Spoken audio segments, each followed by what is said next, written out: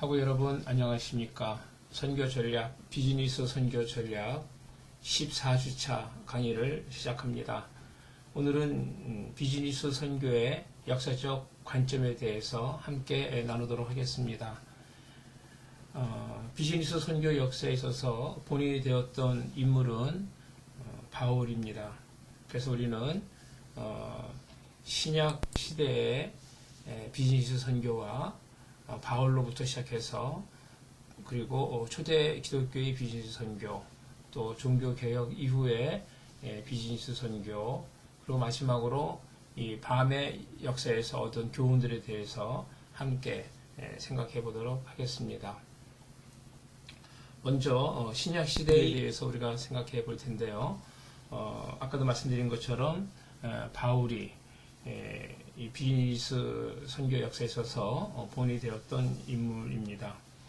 세계 선교에서 비즈니스를 사용한 이 역사는 교회 역사만큼이나 오래되었습니다. 사도 바울은 로마 제국에 사는 이방인들을 찾아다니며 복음을 전하였죠. 바울은 초대교회 전문인 선교 텐트 메이커의 모범이 되었습니다. 이러한 텐트 메이커의 이 성경적 기초는 사도행전 18장 1절에서 5절에 나타난 이 초대교회의 위대한 선교사 바울과 그리고 이 사도 바울을 도와 선교 사역에 협력한 브리스길라와 아굴라 부부에 의해서 찾아볼 수 있겠습니다. 사도행전 18장 3절 말씀 보면 생업이 같으므로 함께 살며 일을 하니 그 생업은 천막을 만드는 것이더라.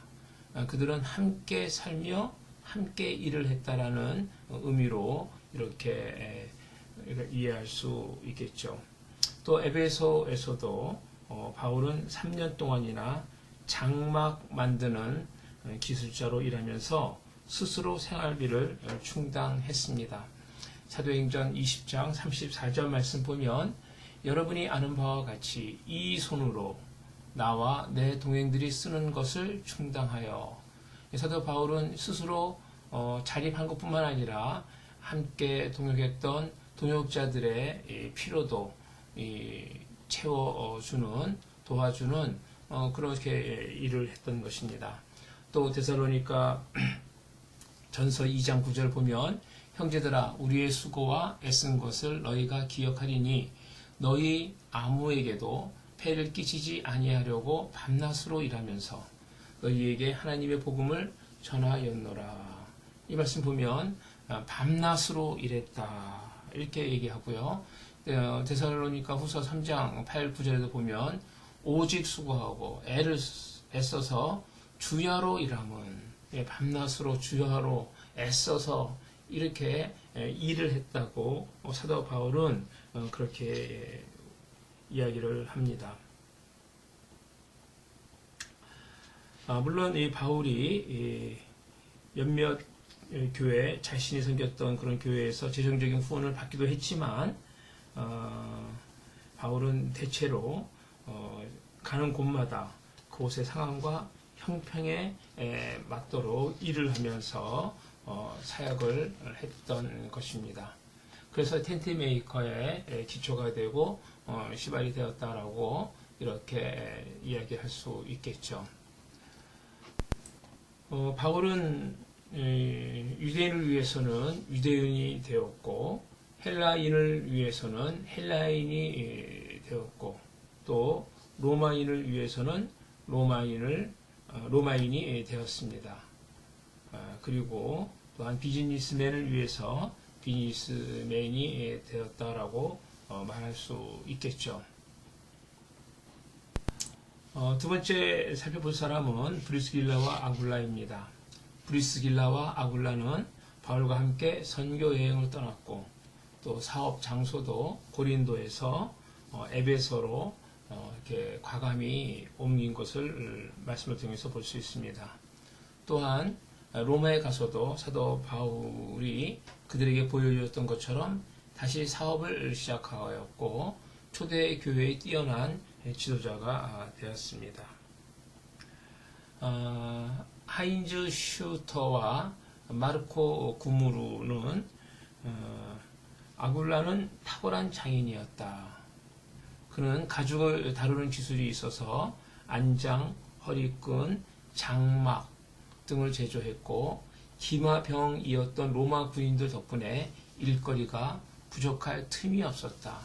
그렇기 때문에 그의 정착지는 로마와 연관이 있었고 로마의 군인과 기사들이 일거리를 제공할 수 있는 지역으로 한정될 수밖에 없었다. 이렇게 이야기를 합니다. 브리스길라와 아굴라는 직업의 특성상 로마로부터 고린도와 에베소 지역에까지 광범위하게 옮겨 다닐 수 있었고 또 그들은 아볼로에게 진리를 가르쳐 아볼로가 더 효과적으로 전도할 수 있도록 도왔습니다. 그리고 성실한 직업이었던 그들 집에 가정교회가 세워졌습니다. 다음으로 우리가 살펴볼 사람은 루디아입니다. 사도행전에 보면 루디아라는 여인이 나오죠. 두아디라시에 있는 자색 옷감 장사로서 하나님을 섬기는 루디아라 하는 한 여자가 말을 듣고 있을 때 사도행전 16장 14절 말씀입니다. 여기에서 이 루디아의 직업이 옷감과 관련된 비즈니스였음이 틀림이 없다는 거죠. 그래서 이 루디아의 이 비즈니스는 직조, 또 염료, 또 그 옷감을 판매하는 어떤 판매 이렇게 분야로 나눌 수 있겠죠. 빌립보에 살았던 이 루디아는 복음을 받아들여 자신의 집에서 교회를 시작하였고 이 바울과 실라는 감옥에서 풀려났을 때 루디아의 집에서 다른 신자들을 만나기도 했습니다. 후에 루디아는 옷감 장사를 하러 마케도니아로 옮겨간 것 같아요. 요한계시록 2장을 보면 하나님의 말씀을 들은 7교회 중 하나가 루디아의 고향인 두아디라에 있었다라는 것이죠.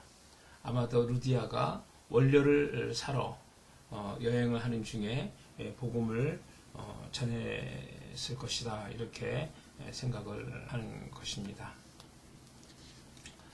다음으로 우리가 본 초기 기독교의 비즈니스 선교입니다.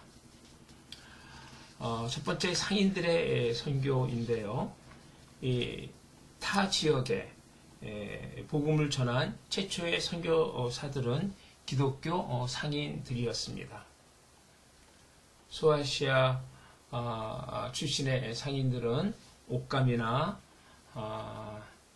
향료를 마르세유, 리옹, 알렉산드리아, 카르타고 등에 가져다 팔았던 것이죠. 특별히 남프랑스의 상업 도시들은 광산, 유리, 독일유, 섬유 산업의 중심지로 그 당시에 이제 알려져 있는데요. 무역상과 주민들이 그곳에 정착하면서 교회가 들어서게 된 것이죠.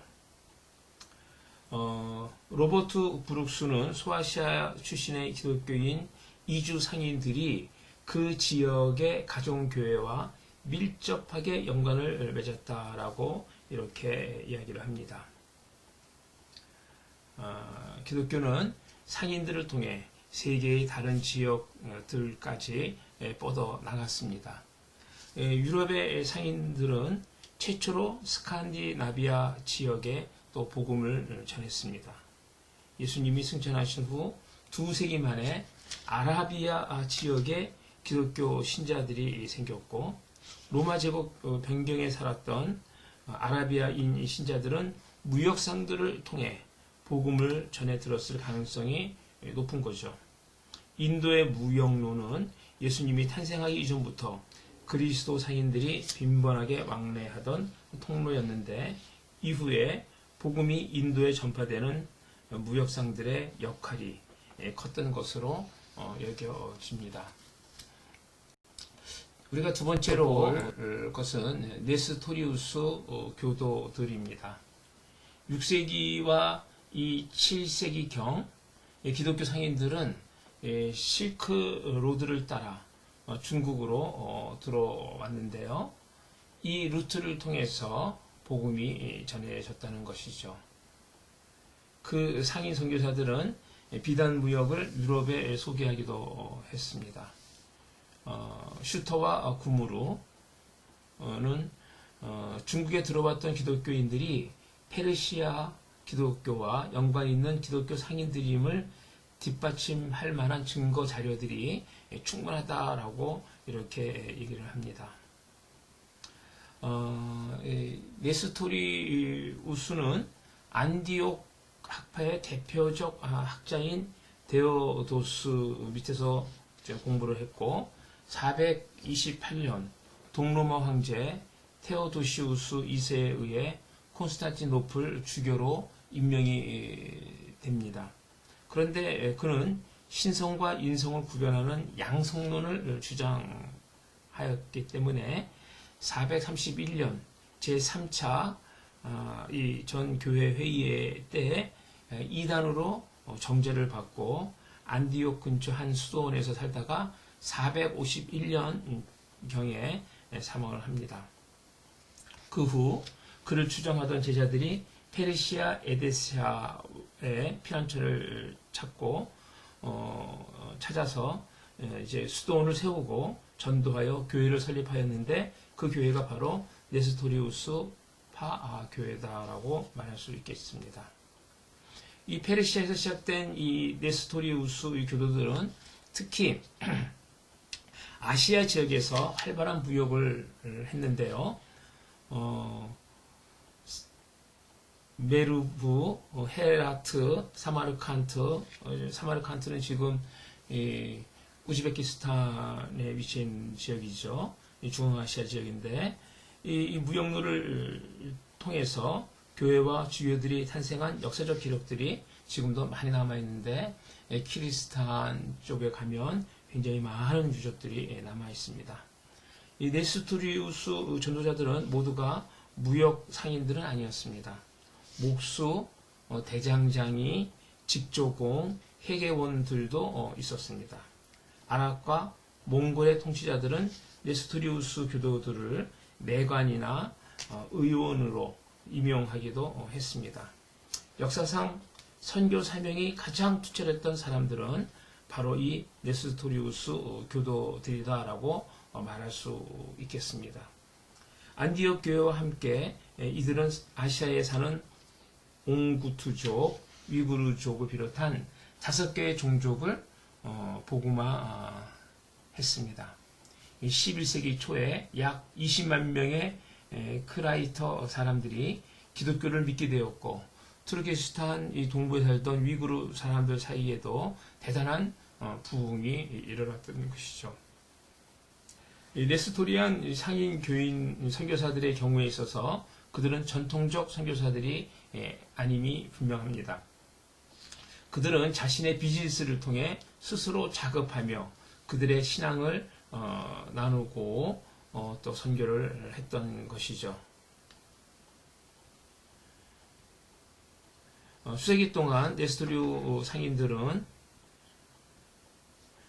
기독교 역사상 유래가 드물 정도로 선교에 앞장서서 복음을 전했고 그 모두가 비즈니스를 통한 상업 활동을 함으로써 재정을 충당했던 비즈니스 선교였다라고 이렇게 말할 수 있겠습니다.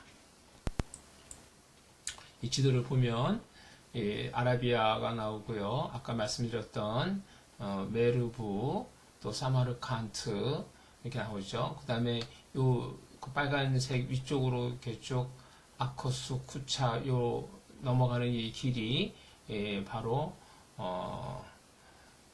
오늘날의 키르기스탄 지역인데 지금도 이 지역에 가면 많은 이 기독교 유물 예를 들어서 십자가 모양의 어떤 그런 돌 비석이라든지 여러 가지 그 문양들이 남아 있습니다.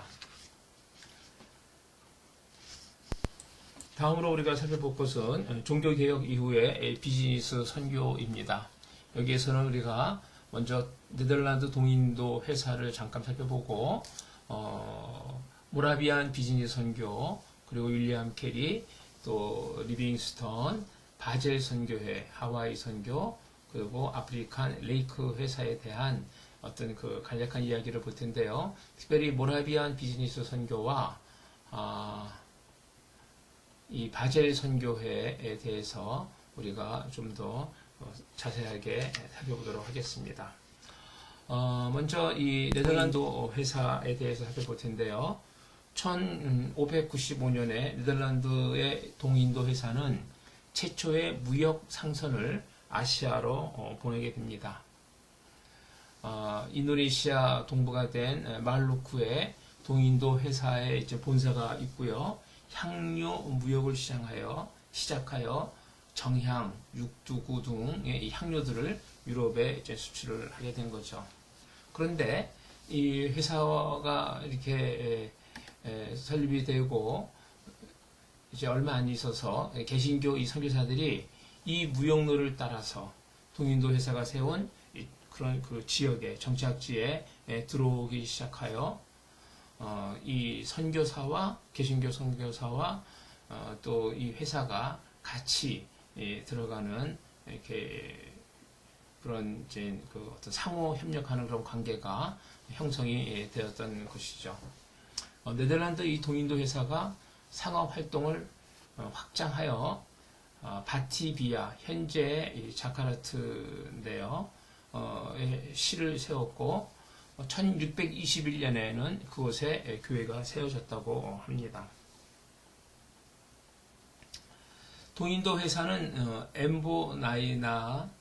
엠보이나에 더 많은 사역자들을 추가로 보냈고 그들의 사역은 큰 성공을 거두게 됩니다.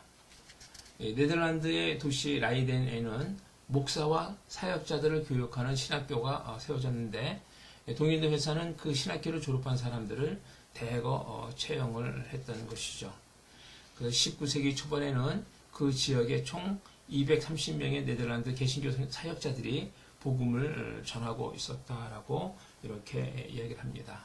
이 동인도 회사 그 자체가 비즈니스 선교를 했다고 말할 수는 없지만 어떤 그 우리가 이 동인도 회사와 어떤 선교 사역이 협력하는 관계로 이렇게 진출을 했다라고 인도네시아로 진출해서 이렇게 사역을 했다라고 말할 수 있는 것이죠. 두 번째 우리가 살펴볼 것은 모라비안의 비즈니스 선교입니다. 교회 선교 역사 속에 나타난 모라비안 이 선교 운동은 바로 BAM, 밤 선교의 전형적인 모델이다라고 이렇게 말할 수 있겠습니다. 지난 2010년 케이프타운 제3차 로잔 선교 대회에서 국제 로잔 위원회 총재 더글라스 버살은 이렇게 얘기합니다.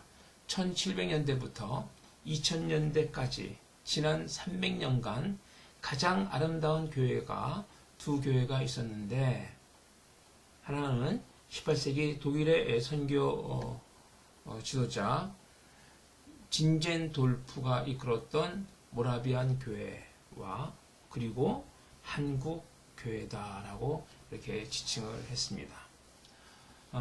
이 두 교회의 특징이 뭘까요? 네, 교회 규모와 크기와 상관없이 선교 중심적인 교회라는 공통점이 있다는 것이죠.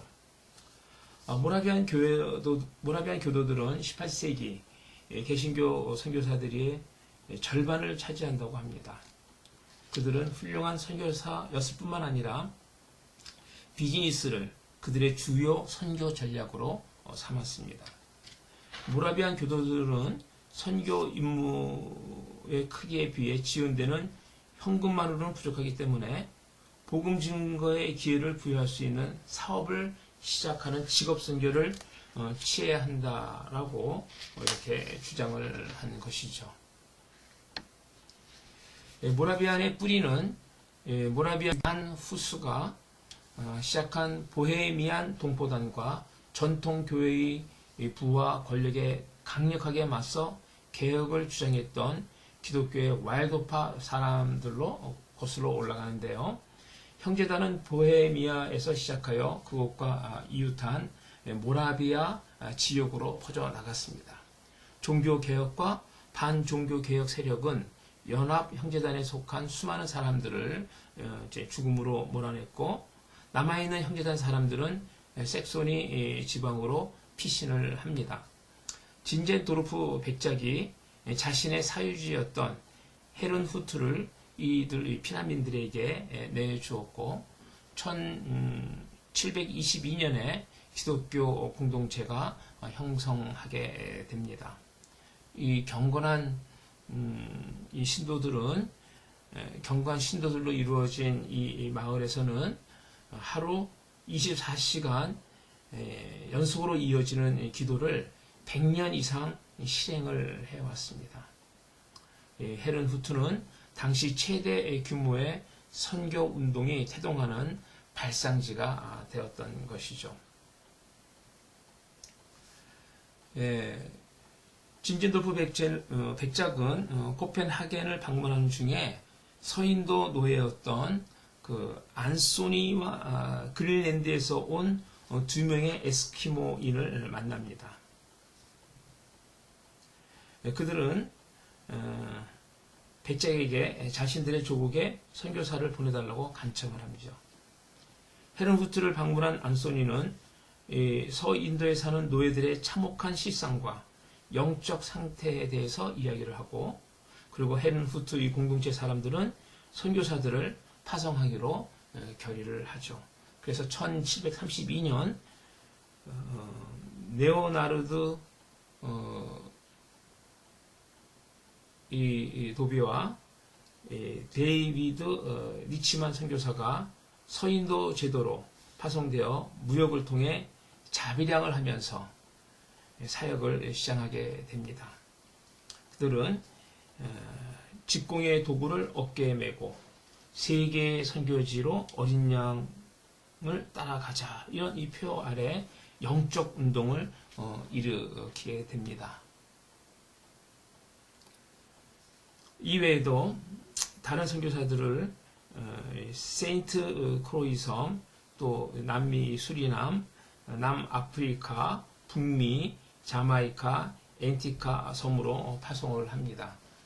1732년에서 1760년 이 사이에 무려 226명의 모라비안 선교사들이 10여 개의 타국으로 파송이 되었고, 단 20년 만에 모라비안 선교사들은 개신교와 영국교회에서 200년간 해온 선교 운동을 앞질렀다, 이렇게 볼 수 있겠습니다. 모라비안 이 선교는 순전히 비즈니스 선교 방식을 따랐는데, 각자 직업에 종사하면서 타국에 들어가서는 그 지역의 현지인들과 함께 일하며 일상 속에서 말과 행동으로 복음을 전했던 것이죠. 이들이 갖고 있는 직업 윤리의 중심은 하나님의 말씀이었습니다. 1740년에 세 번째로 파송된 모라비안 선교사 일행이 수리남의 파라마리보에 도착을 합니다. 이 수리남은 이따가 지도를 보시겠지만 남미에 있는 작은 국가죠. 그 중에는 목수와 제화공이 있었고요. 또 다른 선교사들도 그들의 뒤를 이어 파라마리보에 들어오게 됩니다. 그리고 1768년 모라비안 선교사들은 케어스텐 회사를 설립하여 재단과 직물 사업을 하게 됩니다.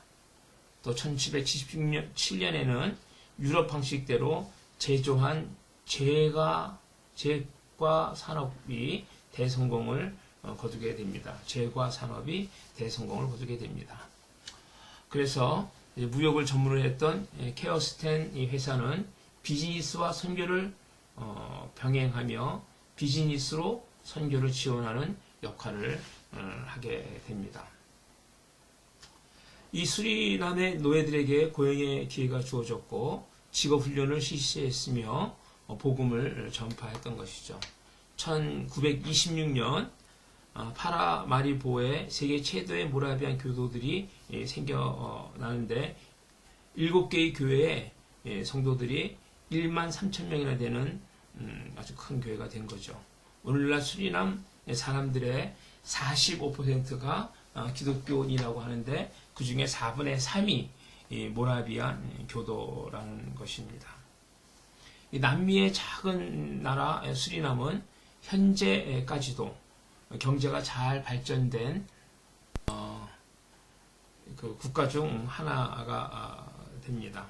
케어스텐 시는 설립된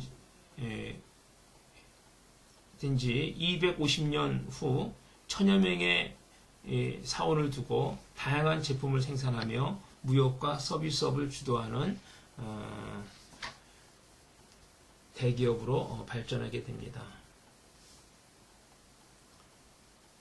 현재는 모라비안 선교사들이 회사를 운영하지 않고 수리남의 현지인들이 회사를 운영하고 있지만 여전히 이 회사는 모라비안 형제단의 선교재단에 속해 있으며 계속해서 비즈니스 선교의 꿈을 가지고 있는데 이 케어스텐 회사가 지향하는 선교 전략은 회사의 기본 운영과 활동을 유지하고 확장한다. 또 품질 높은 제품과 서비스를 제공하며 서비스 정책을 세운다. 투자가들에게 적절한 이윤이 돌아가도록 한다. 모든 직원들에게 동등한 자기 개발의 기회를 준다. 수리남의 국가 경제에 중요한 위치를 확보하고 유지한다. 모라비안 교회의 세계 선교를 지원한다. 이렇게 선교 전략을 이 회사의 선교 전략을 세우고 있습니다. 이 남미의 수리남 지도를 보시기 바랍니다. 이 모라비안 선교 전략은 다음과 같습니다. 첫째, 선교와 경제활동 사이의 연결을 통한 비전이 있었다라는 거죠. 둘째, 이들은 공동체를 통한 선교를 했다. 셋째, 현지화 직업훈련을 실시했다. 넷째, 국제적인 선교 조직을 이렇게 만들려고 시도를 했다. 다섯째, 그들은 기업의 이윤을 창출하였고 재투자하여 선교에 사용하였다. 여섯째, 모라비안의 법인 구조는 지속적인 변화를 게을리하지 않았다라는 겁니다. 우리는 윌리엄 캐리의 비즈니스 선교에 대해서 간략하게 살펴볼 텐데요. 윌리엄 캐리는 1793년에 배를 타고 인도에 들어간 재화공이었습니다. 그는 내 직업은 그리스도를 증거하는 것이다. 내가 구두를 만드는 것은 단순히 내 비용을 마련하기 위해서다라고 이렇게 이야기를 했습니다. 윌리엄 캐리는 이사야 54장 2, 3절을 설교하면서 하나님께로부터 위대한 결과를 기대하십시오. 하나님의 위대한 일을 시도하십시오. 라고 했는데 윌리엄 캐리는 상업과 무역이 머나먼 나라에 복음을 전하는 수단이 될 것이라고 이 설교에서 이렇게 예견을 합니다. 즉 그는 비즈니스가 복음 전파를 촉진할 것이다 라고 내다보았다라고 켄 엘드리드는 이야기를 합니다. 윌리엄 캐리는 상업의 중요성을 일찍이 간파했고 상업을 통해 복음이 땅끝까지 전파되리라 내다보았다라고 생각할 수 있겠죠. 그는 직접 인도에서 비즈니스를 함으로써 자신의 사역에 재정적 도움을 주었고 뿐만 아니라 가족도 부양할 수 있었습니다.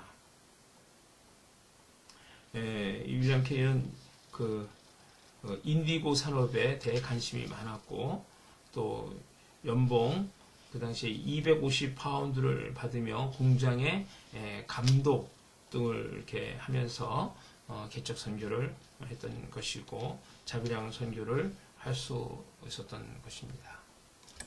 다음으로 우리가 볼 분은 개척 선교사 데이비드 리빙스톤입니다.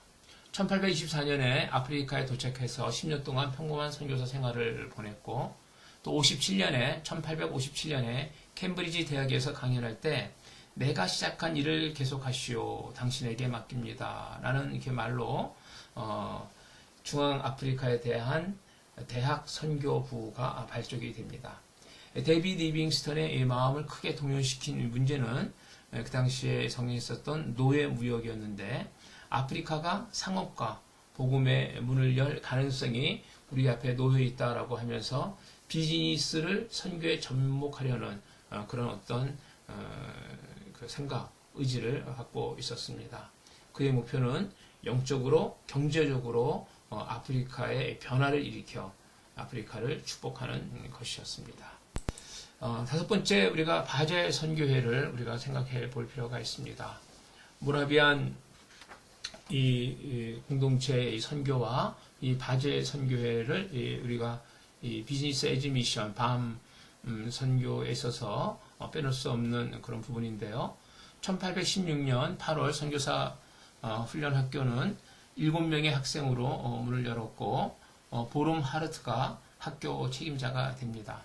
이 바젤 선교회는 선교사들에게 신학교육과 함께 직업교육을 실시했다는 것이죠. 드와이트 베이커는 바젤 선교사들은 하루하루 직업 현장에서 일하는 모습이 바로 선교의 일환이라고 생각했다.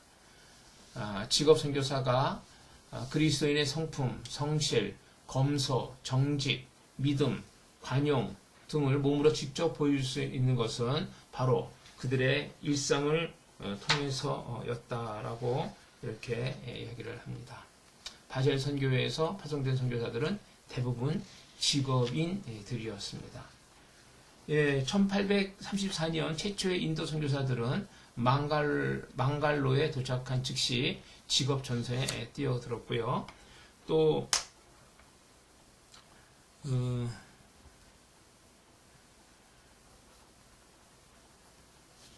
1853년 바젤 선교회는 비즈니스 선교사 구트록 플라이더러를 인도에 파송하게 됩니다.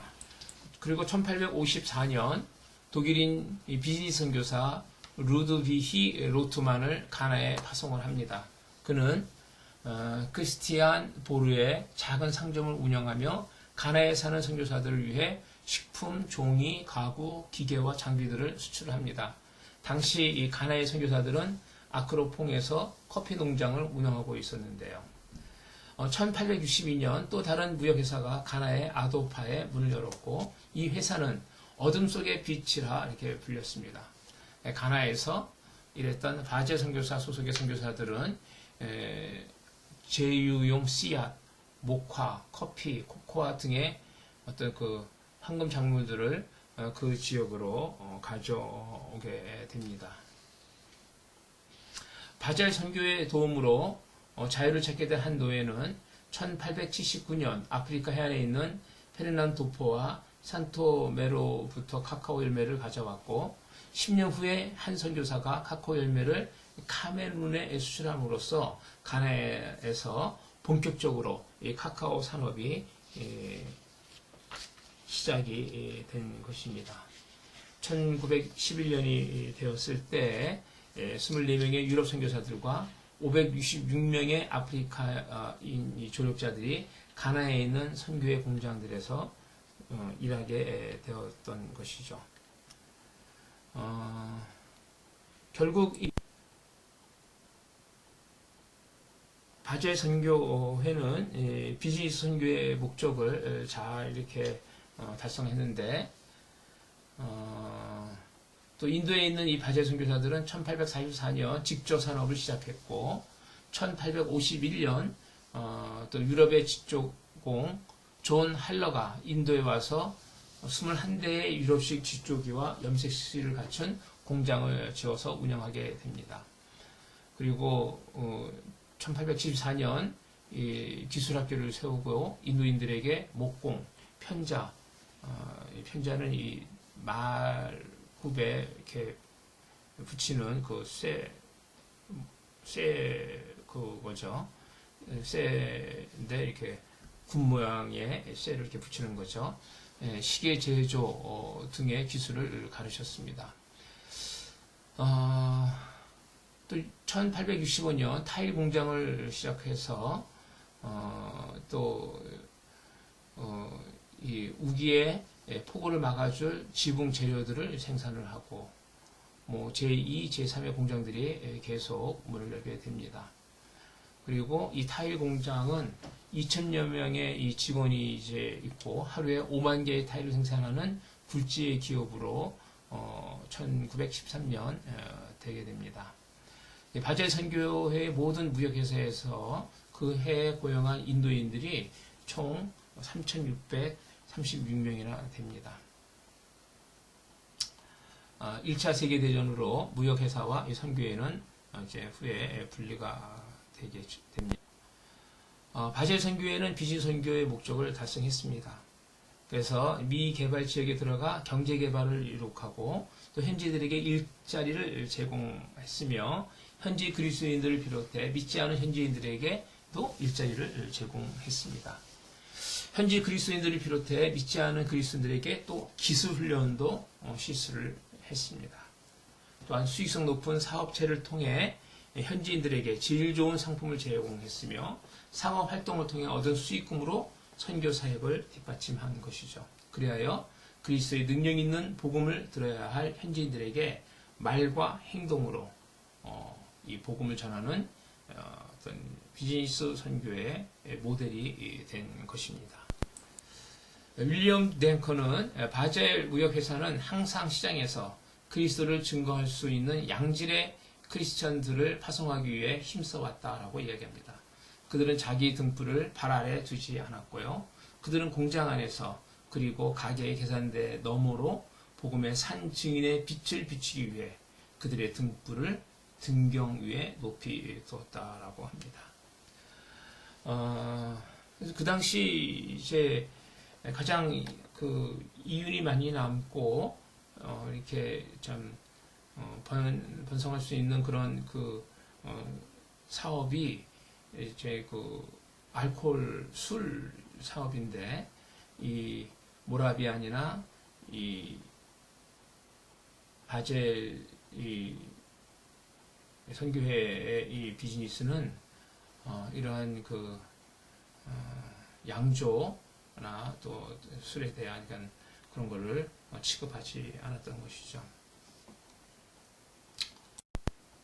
여섯 번째 우리가 하와이 선교에 대해서 잠깐 살펴볼 텐데요.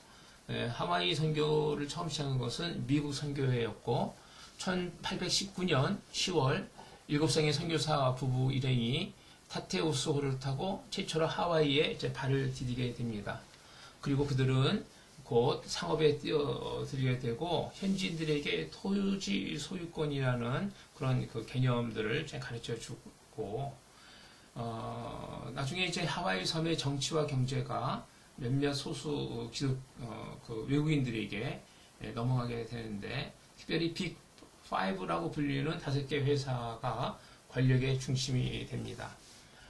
1851년 일반 상점으로 시작한 캐스앤 쿡이 그중 하나였는데 이들은 초기에는 주로 농기구, 재봉틀, 약품들을 판매하다가 나중에는 사탕수수 농장에 투자하기 시작하여 제당 산업으로 업종을 바꾸게 됩니다. 그래서 이 빅5에 속하는 이제 회사들이 선교사 또 선교사의 어떤 자녀들 뭐 이렇게 관련된 이런 분들이 이제 운영을 하면서 전체 하와이 경제를 이제 이렇게 쥐게 되는데 그런데 이들은 현지인을 섬기는 것보다 이기적인 이윤 확대가 주 목적이어서 어떤 면에서는 시작은 비즈니스 선교로 시작이 되었지만 그 결과는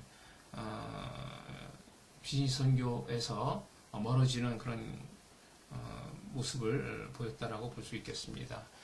수익금을 선교에 사용했다는 증거도 없고 또 이들은 세력 있는 외국인들이 하와이 섬이 미국에 합병돼서 자신들의 경제적 이득이 보장되기를 오히려 바랬던 것입니다. 우리가 지금 마지막으로 볼 것은 아프리칸 레이크 회사인데요.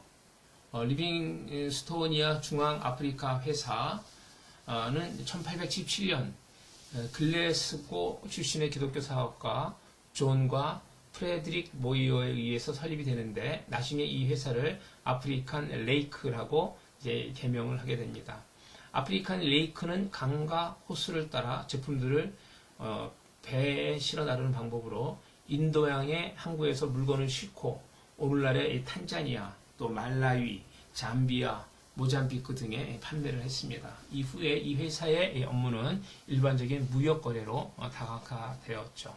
아프리칸 레이크 회사는 바람직한 이 상업 무역을 도모하고 노예 무역과 맞섰으며 무역로를 확립하고 현지인들에게 경제적, 영적 지식을 전해 주었습니다.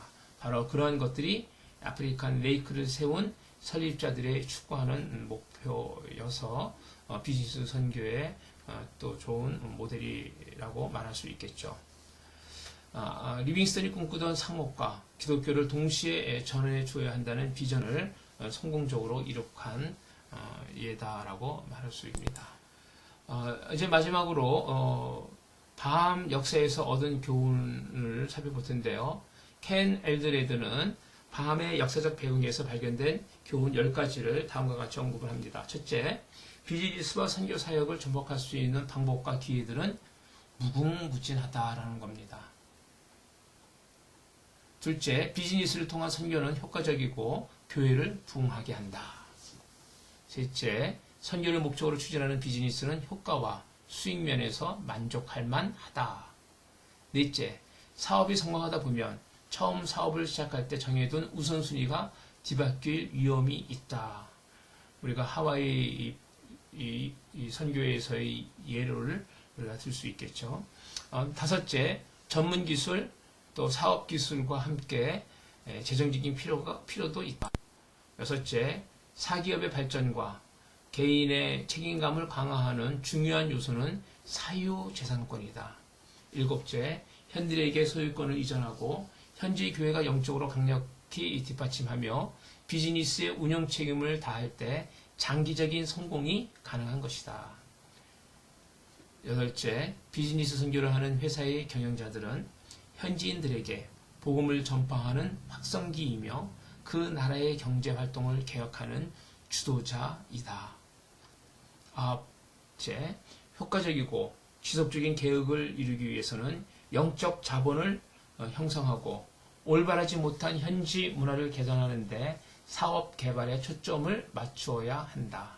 열째, 과거의 비즈니스 선교는 성경적 가치관을 전함으로써 경제 성장을 이룩한다는 개념이 희박했다라는 이렇게 10가지의 어떤 교훈을 이야기를 했습니다. 결론적으로 이 역사적 관점으로 비즈니스 선교를 이야기한다면 역사를 통해 하나님은 전문 직업인들을 사용하여 하나님의 말씀을 땅끝까지 전파하게 하셨다는 거죠. 전문 직업인, 주로 상인들이었죠. 비즈니스맨들이었습니다. 역사상 위대한 선교사들 중에는 자신의 직업을 활용하여 선교한 사람들이 많다. 그런 가운데 기업체가 세워지고 일자리가 창출되고 선교 사역의 재정적인 후원을 받고 복음이 말과 행동으로 전파되었던 것이다. 이렇게 결론을 내릴 수가 있겠습니다. 이것으로 21세기 선교 전략으로서의 밤 역사적 관점의 강의를 마치도록 하겠습니다. 수고하셨습니다.